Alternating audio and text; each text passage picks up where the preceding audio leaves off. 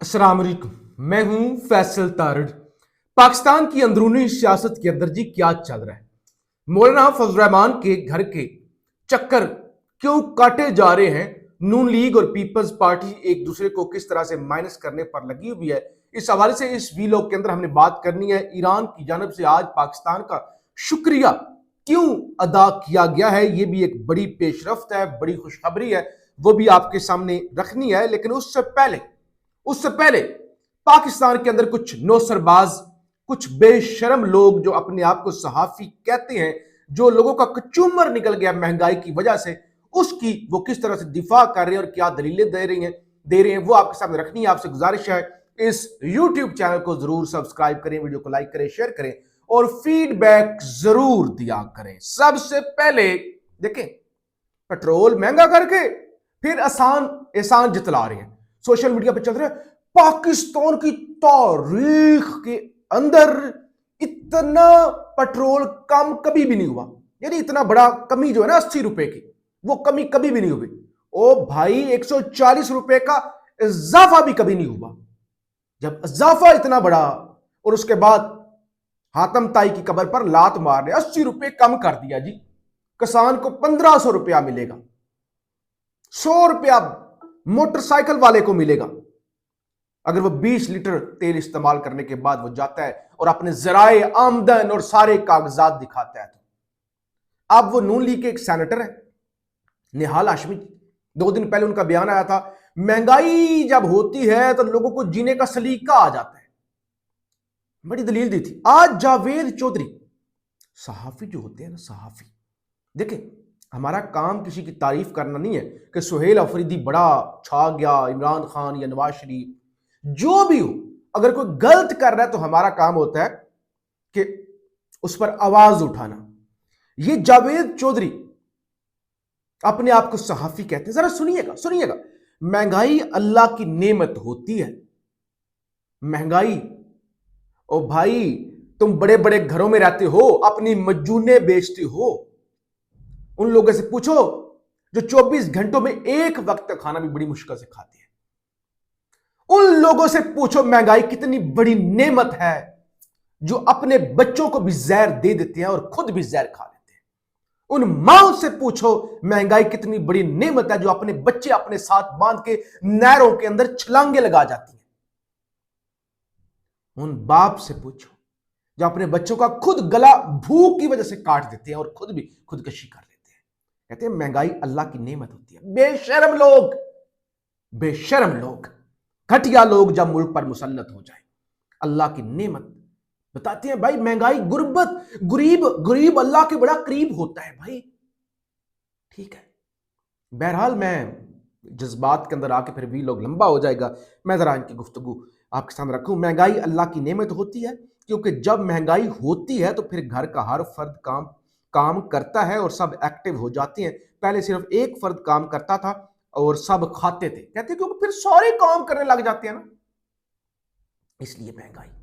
उनसे पूछो जो किराए के घरों में रहते हैं, जो बिजली का बिल अफोर्ड नहीं कर सकते, जो पेट्रोल के लिए लाइनों में लगते हैं, जो इतने से आटे के लिए लाइनों में लगते हैं और उस लाइन के अंदर ही धक्के खा के मर जाते हैं।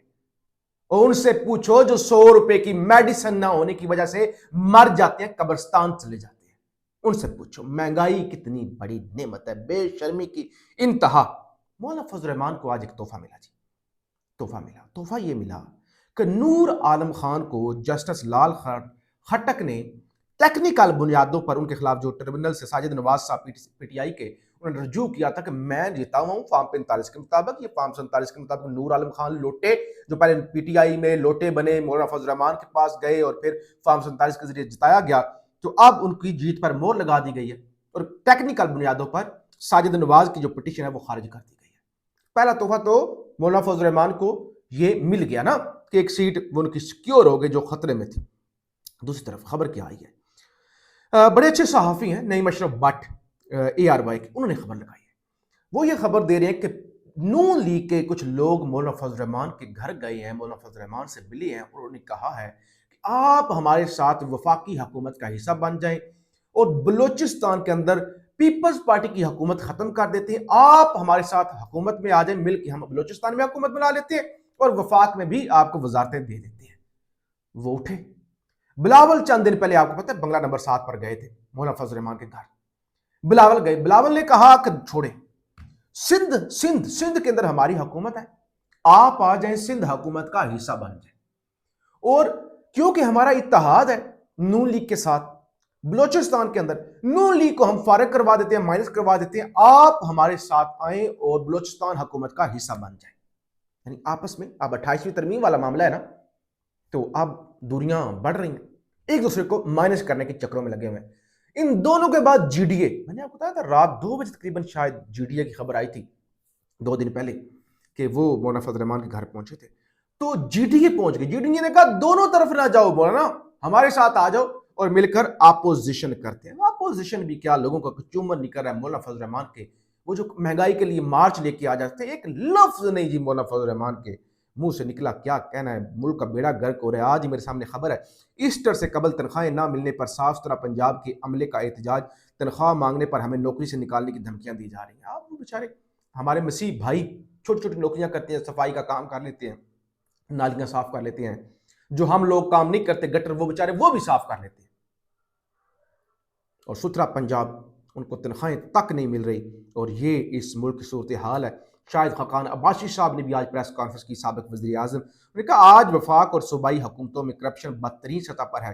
ہر شخص جانتا ہے, ہر شخص مانتا ہے. بین الاقوامی ادارے بھی کہتے ہیں کہ آج میں اخبار میں پڑھ رہا تھا کہ 200 ارب روپے بانٹیں گے, اس میں سے 20 ارب بھی عوام کو نہیں پہنچیں گے, یہ کرپشن کی نظر ہو جائے گی. سابق وزیر اعظم یہ کہہ رہے ہیں کہ بھائی 1 ٹکا نہیں پہنچے گا, یہ 200 ارب روپے وزراء کی اپنی جیبوں کے اندر پہنچ جائیں گے. اچھا ایک لطیفہ سنیں, جذباتی باتیں کافی ہوگی, ایک لطیفہ سنیں. ایک جماعت ہے پاکستان کے اندر, جماعت اسلامی, حافظ نعیم الرحمان ان کی امیر ہیں. وہ جنہوں نے بجلی کی قیمتوں پر احتجاج اور لانگ مارچ کیا تھا اور پتہ نہیں کہاں غائب ہو گئے. بجلی تو نہیں سستی ہوئی لیکن وہ غائب ہو گئے. ان کے ترجمان ہیں جناب کیسر شریف صاحب.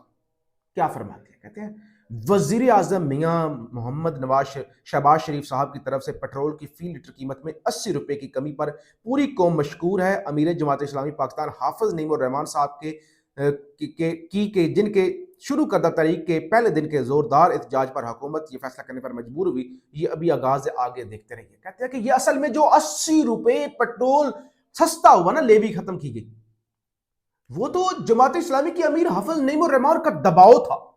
ہائے ہوئے, بجلی سستی کروا نہیں سکے, اتنا ہی دباؤ ہے. یہ الیکشن کال دیتے, جعلی الیکشن ہوا ملک کے اندر, ہو سکتا ہے نیا الیکشن ہو جائے, دباؤ کی وجہ سے لوگ تھر کانپنا شروع ہو جائیں. اور اگر وہ بھی ہو جائے تو ذرا ٹرمپ کو لگائیں دھمکی, اوے ٹرمپ کیا کر رہے ہو, جنگ ختم کرو.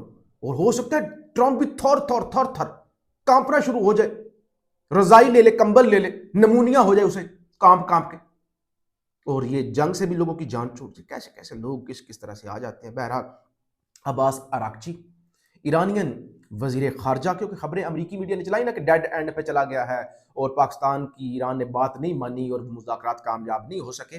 آج عباس اراغچی صاحب نے اس کی وضاحت کی آپ سے کچھ دیر پہلے. Iran position is being misrepresented by U S media, we are deeply grateful to Pakistan. وہ کہتے ہیں ہم پاکستان کے شکر گزار ہیں, ان کا میڈیا غلط رپورٹ کر رہا ہے. We are deeply grateful to Pakistan for its effort and have never refused to go to Islamabad. ہم نے کوئی انکار نہیں کیا کہ ہم اسلام آباد نہیں جائیں گے. What we care about are the terms of conclusive and lasting end to the illegal war that is imposed on us. Pakistan زندہ باد. اور ساتھ میں انہوں نے وہ ویڈیو بھی لگائی جس کے اندر ایران کے اندر لوگ سڑکوں پر نکلے ہوئے پاکستان کے جھنڈے لے کر اور وہ پاکستان کا شکریہ ادا کر رہے ہیں. تو پاکستان نے بھی اس کا خیر مقدم کیا. خیر, لیکن یہ بہت بڑی وہ جو انہوں نے کہا ہم پاکستان سے محبت کرتے ہیں, ہم پاکستان کے ساتھ ہیں, ہم وہ یو اے ای متحدہ عرب امارات کی طرح نہیں ہیں کہ جو مشکل وقت پہ کہیں کہ ہمارے پیسے دو اور یہاں پہ آ کے وہ شکار کریں اور وہ سب کچھ کریں. انہوں نے کہا پاکستان کا شکریہ ادا کرتے ہیں, ہمیں پاکستان کی نیت پر کوئی شک نہیں ہے, ہم پاکستان کے ساتھ ہیں, لیکن ظاہر ہے یہ جو شرطیں ہیں ان شرائط پر ہمیں جو ہے وہ جنگ ختم نہیں کریں گے. یہ شرائط ہمارے لیے ناقابل قبول ہے. ہم چاہتے ہیں کہ ایک مستقل امن کا جو ہے وہ راستہ نکلے, یہ نہیں کہ 4 دن بعد پھر جنگ شروع ہو جائے. بہرحال یہ صورتحال ہے. فیڈ بیک ضرور دیجیے گا, چینل کو ضرور سبسکرائب کیجیے گا. پاکستان زندہ باد.